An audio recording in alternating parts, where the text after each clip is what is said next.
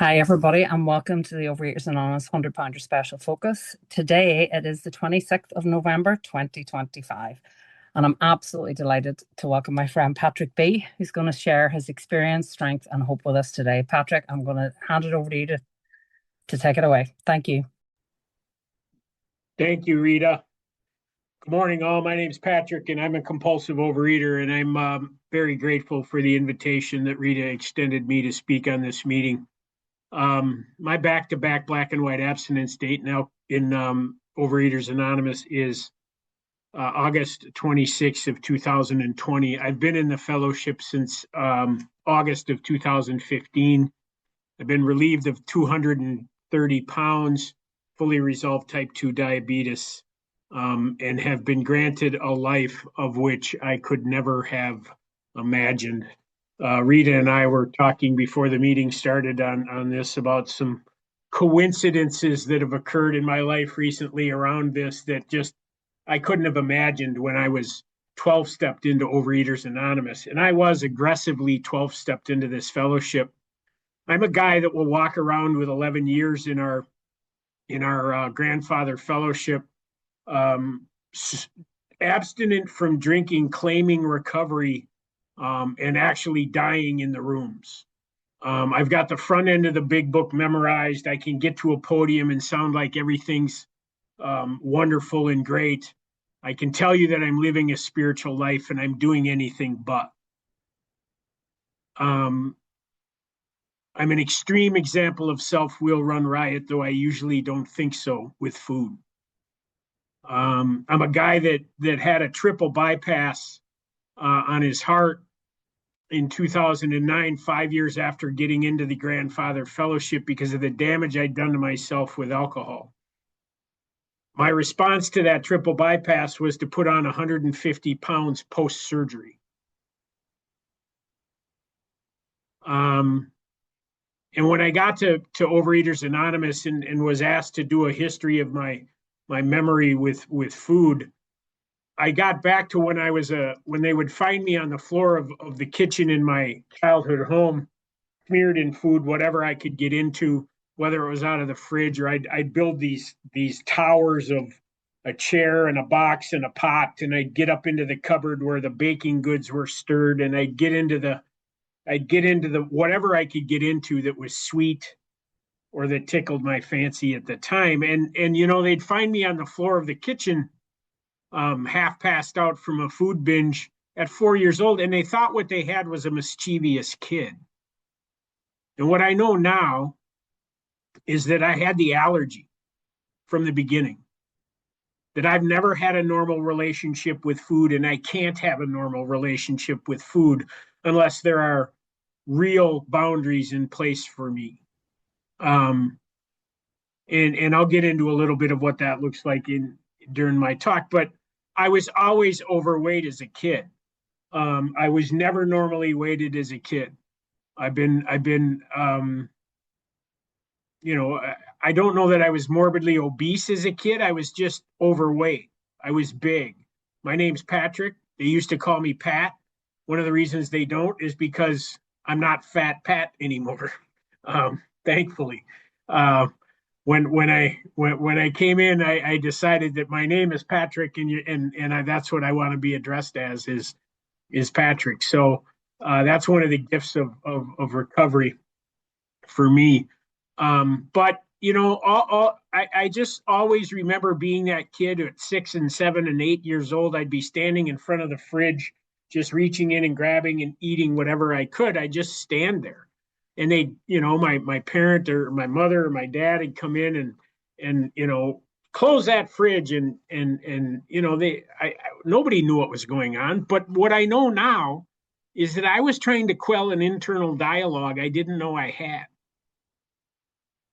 One of the things I ask people in Overeaters Anonymous, I get calls from people who are struggling because I'm known sort of as somebody that's not going to pat you on the back and tell you it's going to be okay, because it's not.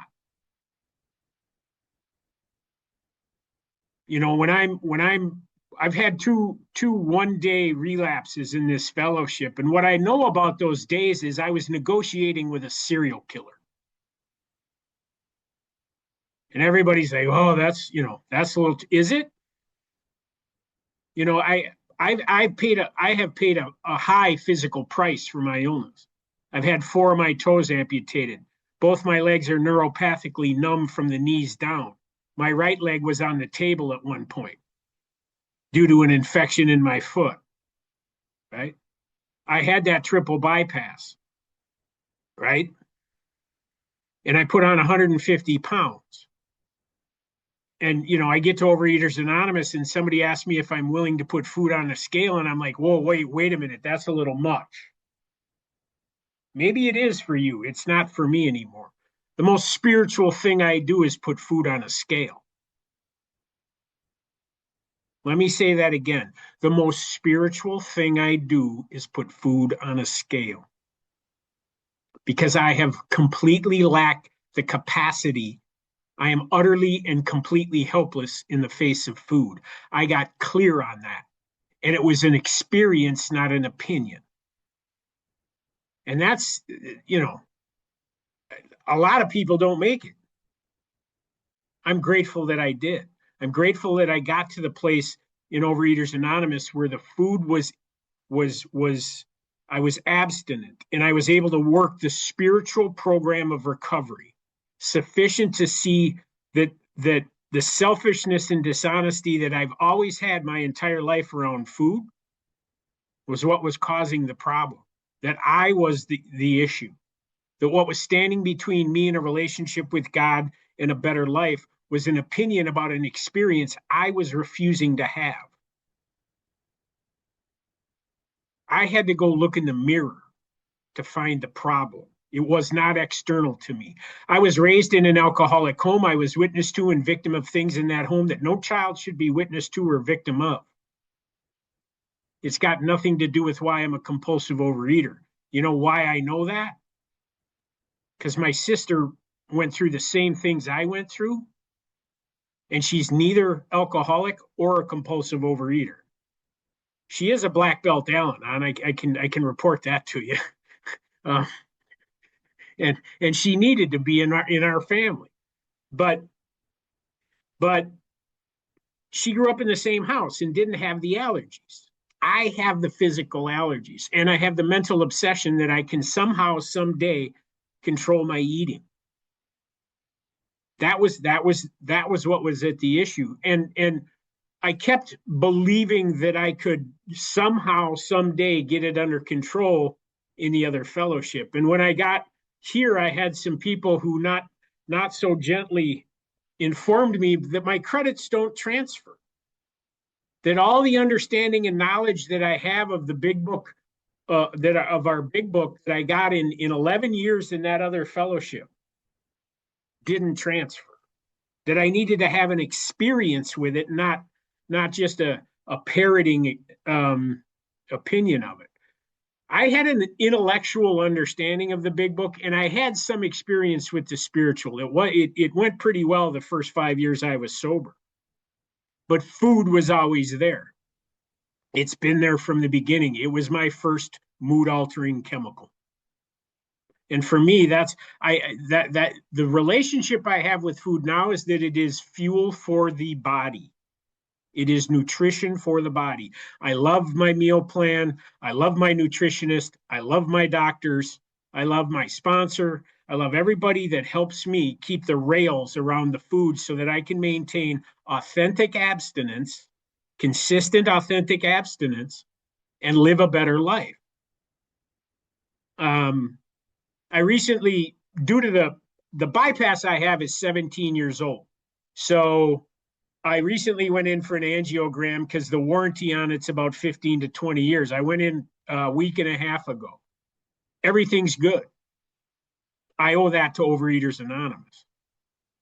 Like, my doctor came into the room after he did the angiogram on me, which is a catheter through your arteries, and they actually look at your heart with a camera. And he said, you can go hiking tomorrow morning if your leg feels okay, where I put it. And I did, right? So, missing 4 toes, neuropathic legs, surgically repaired heart, and a dozen other surgeries on my feet. and I'm hiking every day. And people will deny the miraculous redemptive recovery that's available in Overeaters Anonymous simply because they refuse to be inconvenienced in some way. There is nothing about recovery that is convenient to the ego. There is nothing about recovery that's convenient to your conception of self. It will be changed. And willingness is a gift. I had to ask for it. I still do. The first thing I ask for every day is the willingness to to to to participate fully in the program to the best of my ability, which means not perfectly, because trust me, you can ask my sponsor and my sister if I show up perfectly. They'll give you a full report. As you can probably tell with a mouth like mine, I might get myself into jams. The only one I know that might get into bigger jams than me is Rita. So, because she and I laugh together because I love Rita. She's my buddy, and there are many days when I wish she didn't live in Manchester and I didn't live in Minnesota in the States, so we could hang out more. But when we get to see each other, it's quite a hoot. Um, I discovered beverage alcohol when I was 13, and I was an off the cliff drunk. I had the physical allergy to that as well, and when that happened, food and booze would just switch who was driving that day. I would get drunk, I'd wake up a little bit sick from that, and I'd eat to feel better. Right? I've always had to have something to manage how I feel. Something between me and the reality of my life, right? The reality of experiencing life authentically. I've always had to have that. You're not going to get close to me. And I'd love to tell you it was the trauma that I experienced when I was a kid that drove all this. I think it had some things to do with it, but it's not the reason. The reason is because I have the mental obsession and the physical allergy. And I had to get clear on that. It's in the doctor's opinion. Listen, the first 43 pages of the big book and many of the pages in our brown book of Overeaters Anonymous, and read the first step in that book. Like they lay it out. The first 43 pages of the big book are about one subject. Are you or aren't you? And here's the interesting thing. If you decide you're not, it doesn't change the fact that you may be if you are. And I know it sounds like I'm talking in circles there, but the truth doesn't care about your opinion of it. It just doesn't. That's the experience I had to have, right? I drank like a madman for 31 years. I ate like a madman that entire time. I was always large, 280 to 300 pounds during that period of time. In my late 30s, the drinking got really bad. And I started to pay a physical price. Thank you, Rita. And so I joined AA, and Rita, leave that photo up because we're going to get into that piece here quick. That photo where you see me as a morbidly obese human being with 11 years in AA was taken at the International Alcoholics Anonymous Convention in 2015 in Atlanta, Georgia. You can tell that I've just binged. That photo was taken at a restaurant. Those two friends of mine have agreed to have their faces on these photographs. They're still in my life. As a matter of fact, I just got to spend some time with them in Georgia. I got asked to speak at a AA convention in Georgia, and they came down and from Atlanta to Columbus, and we got to hang out. It was a wonderful day that I got to spend with them. The second picture was taken 3 years later after I got 12-stepped into Overeaters Anonymous at that convention. That's what can happen in 3 years. And it's not just the weight loss. Look at my face. Look at the authenticity of the smile. The top one is a guy that's really trying to fake it well. and he's not pulling it off very good. And the bottom guy is genuinely experiencing joy.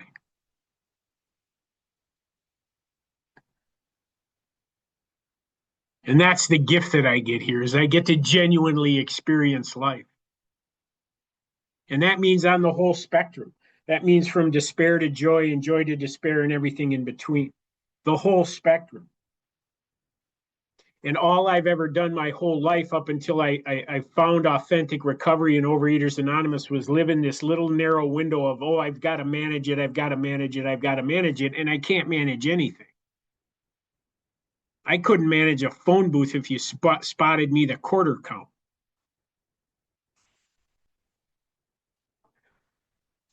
The young people are going, phone booth? What's that? The old folks are nodding their head.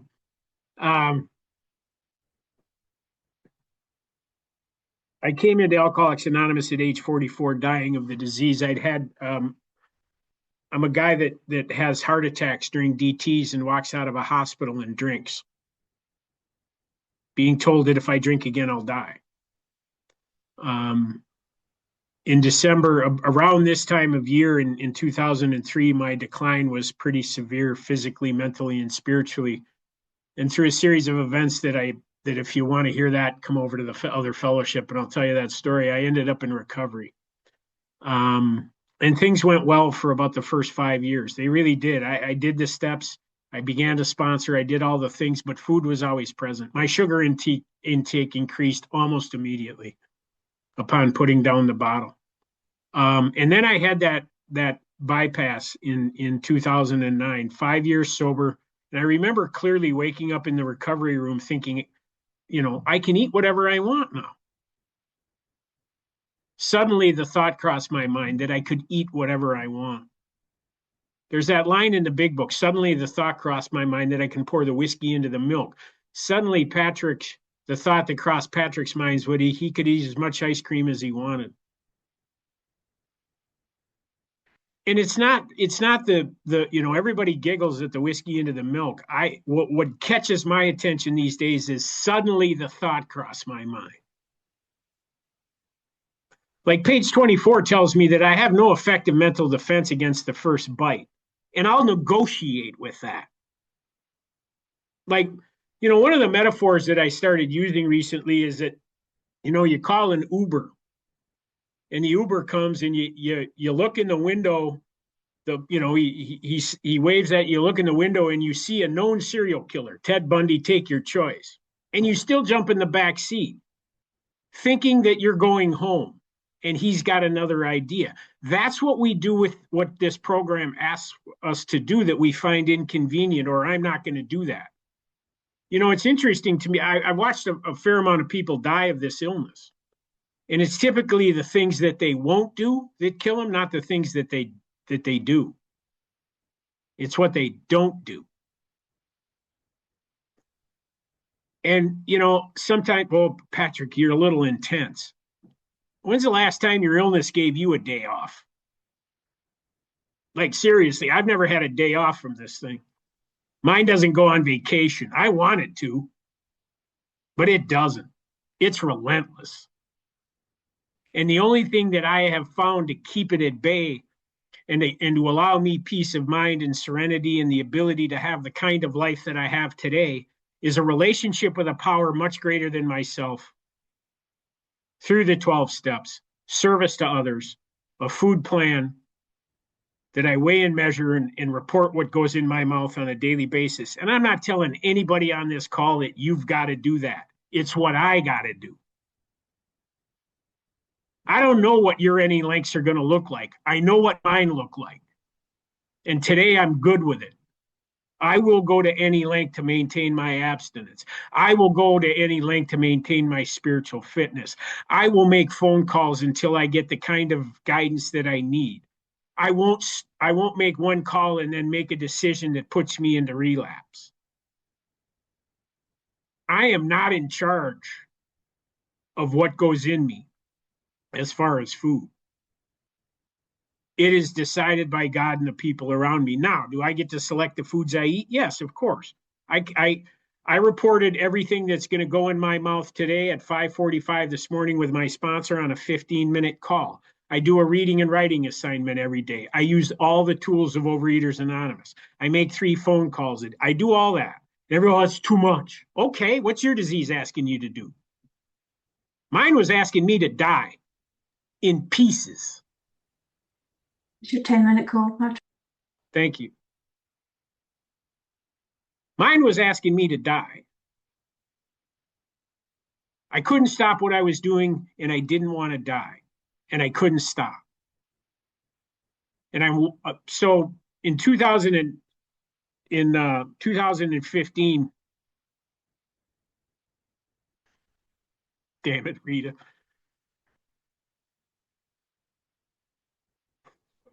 2015, I got invited to attend the International AA Convention in Atlanta, Georgia. My friends there live in Marietta, which isn't far from Atlanta, and they invited me to stay at their home and to attend the convention. And I'd always assumed that, well, let me just tell the story. So I'm there the second day. The first day I walked around a little bit, and the convention center in Atlanta is one of the largest in the world. It's huge because it's a big airport hub and whatnot. It's a big convention city, and it's huge. It's gigantic. And I was sort of stuck in this one little area because at this point I'm 420 pounds. I'm dying of type 2 diabetes. My lower legs are neuropathic and numb. My feet are hurting. I've got braces on both knees. I'm wearing compression socks.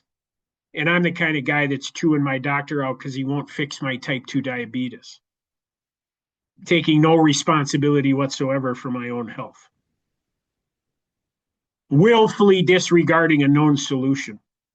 That's what I did for a long time. I willfully, consciously disregarded a known repeatable solution to my problem. And I had to get right with that.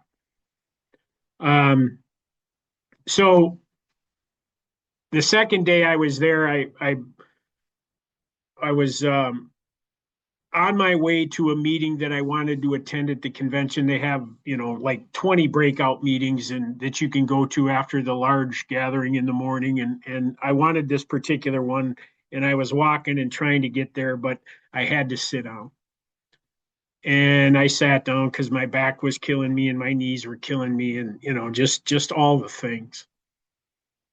And I saw a couple that had attended a retreat that I'd led in AA. They came over, and I wouldn't call them particular friends at the time. They were acquaintances, and I had always assumed that they were both members of the Grandfather Fellowship. And as it turns out, he was, and she was a member of this fellowship, and always had been. But they go to each other's conventions because they were a married couple, and one was in OA and one was AA, and they were a married couple, so they would, they'd go because it was 12-step, right? And they came up and said hello. They came up and said hello to me, and she looked at him and said, "Hey, go get us some coffee."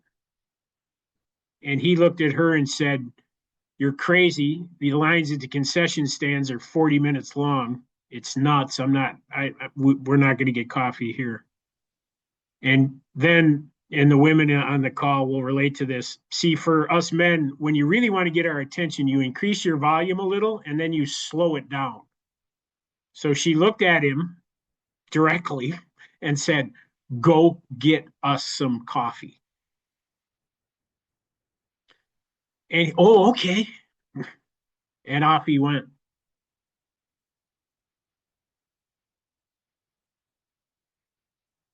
And then she sat down next to me. And she grabbed me by the hand and looked me in the eye and said, "Patrick, how you doing?" And I said, "Fine.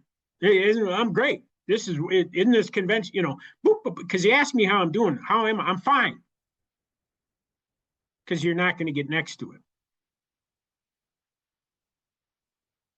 And she cared less about how I was about to experience what she did than she did. She cared more about my life than she did how it would make me feel. And she squeezed my hand and she looked me in the eye again and she said, "Patrick, how you doing?" And I said in a little lower voice, "I'm fine." And she squeezed it one more time and looked me right in the eye and said, "Patrick, you're full of shit. You're dying." And as a responsible, recovered member of Overeaters Anonymous, I'm here to tell you, you don't have to live the way you've been living anymore. And she 12-stepped me into the fellowship. She proceeded to tell me her story. She'd always had a prosthetic leg on the left side that she had lost to type 2. I had never asked her because that's not a question you ask. Hey, what happened to that chunk of your leg? Right? It's just not what you do. And I took so well to that 12-stepping, we talked for a while and she left after that. And I said, I know I need help and here's what I'm going to do. And then I went home and ate like a madman for a month. But I woke up one Sunday morning with a mustard seed of willingness, knowing that I was going to go to a meeting that night, no matter where I had to go. And as it turns out, the home group that I found that night was about 1.5 miles from my house. So I got to fly back and forth to Atlanta. If you think you're a little I got 12-stepped into another 12-step fellowship at an international 12-step convention. Welcome. You might be in the right place. But I woke up and I went to that meeting, and there after the meeting was over, it was a 2-hour meeting, and a guy approached me and asked me a very rude, intrusive question. And he said, "Hey man, what are you thinking about doing for breakfast? What are you gonna eat for breakfast?" I don't know. And I legitimately said I don't know. For the first time in my life, and I think I was asking for help. I just didn't know how to do it. And he said, "Well, I've got a food plan. Can I make a couple suggestions?" And he did. And I found myself in a grocery store 20 minutes later. And that started my path to abstinence. He offered to temporarily sponsor me. We started the path the next day. I got with a nutritionist pretty quickly because I had overwhelming medical needs, right? I invited a nutritionist who was familiar with type 2 diabetes, who was certified in all these different things. I invited my doctor into the process, right? I report, I weigh and measure everything. I report my food on a daily basis. I do all the things I need to do. And again, I am not telling you need to do that. I need to. The results speak for themselves. I fully resolved type 2 diabetes. I no longer have to do blood tests. I no longer take medication. I haven't had to take medication for 8 years. 2-minute call. I have had a couple of one-day relapses. One of them happened in a hospital because suddenly the thought crossed my mind that self-will run riot would be a good idea. I had an infection in my right foot. They screwed up a metabolic snack for me. I decided I could eyeball a 1/2 ounce of cashews and I ate a 1-pound can. I didn't make a phone call to say, what should I do? I don't have the capacity to know what to do in that situation. I have a strange mental blank spot. My right leg was on the table that night. The doctor had told me that if the bug numbers don't move, we got to take it above the knee so it doesn't go systemic and kill you. I still have my right leg. It is missing toes. By the way, my gangster rap name is Six Toes. That's my nephews. You can blame them for that. Yes. God bless them. They told me I had a little trouble with my right foot a couple of years ago, and they told me you can't lose another toe because 5 toes doesn't have the same ring to it. So anyway, I owe my life to this fellowship. I have a big life. I get to do a lot of cool things. I see some familiar faces on this meeting that have been of service, and all of you that are of service on this meeting, and anybody that's coming back or brand new to this. Your experience may not be my experience, may not be your experience. It is my experience. But my experience is that when I was willing to utterly and completely surrender to the process that's involved in this fellowship, I got a life I couldn't have begun to imagine. It's wide, roomy, all inclusive, never exclusive or forbidding. I live in the freedom of that on a daily basis. I just want to thank Rita again for the invitation as always, and I love you all. I'll pass. Oh, thank you, Patrick. What a beautiful message of strength and hope. I'm just going to read a little part of the AA 12 and 12 step 1 after your share. It says, why all this insistence that every AA or OA must hit bottom first? The answer is that few people will sincerely try to practice the OA program unless they have hit bottom. For practicing the remaining 11 steps means the adoption of attitudes and actions that almost no alcoholic or compulsive overeater who is still eating can dream of taking. Who wishes to be rigorously honest and tolerant? Who wants to confess his faults to another and make restitution for harm done? Who cares anything about a higher power, let alone meditation and prayer? Who wants to sacrifice time and energy in trying to carry OA's message to the next sufferer? No. The average compulsive overeater, self-centered and extreme, doesn't care for this prospect unless he has to do these things in order to stay alive himself. Under the lash of compulsive overeating, we are driven to OA, and then we discover the fatal nature of our situation. Then and only then do we become as open-minded to conviction and as willing to listen as the dying can be. We stand ready to do anything which will lift the merciless obsession from us.